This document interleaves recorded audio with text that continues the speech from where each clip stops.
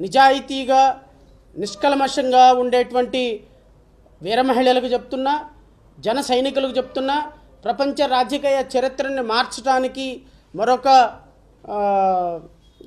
పవన్ కళ్యాణ్ గారు వారి ఎవరెవరినో తీసుకొస్తూ ఉంటారు.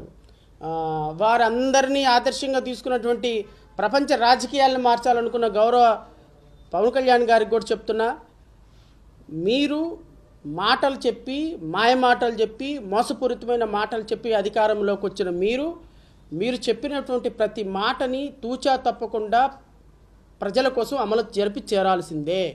మీరు అమలు జరపకపోతే చొక్కా పట్టుకొని అమలు చేయించాల్సిన బాధ్యత రాష్ట్ర ప్రజలకు ఉంటుంది.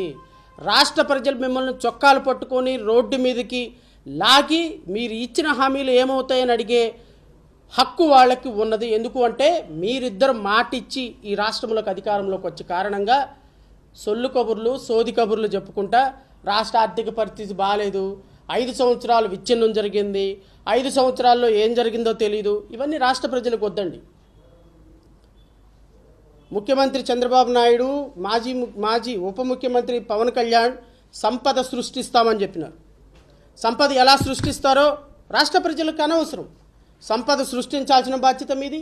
కూటమి ప్రభుత్వం ఇచ్చిన హామీలను నిర్వర్తించాల్సిన బాధ్యత మీది. ఈ రాష్ట్రంలో ఉన్న 5.5 కోట్ల మంది ప్రజలకి మీరు ఇచ్చినటువంటి హామీలు ఖచ్చితంగా నిర్వర్తించాల్సిన బాధ్యత మీది. మీకు తోడుగా ఉన్నటువంటి కేంద్ర ప్రభుత్వం ఈ రాష్ట్రంలో అధికారంలో ఉంది. ఒక భారతీయ తెలుగుదేశం, జనసేన మాత్రమే కాదు, ఈ రాష్ట్రంలో అధికారంలో ఉంది భారతీయ జనతా పార్టీ. మీరేం చెప్పారు?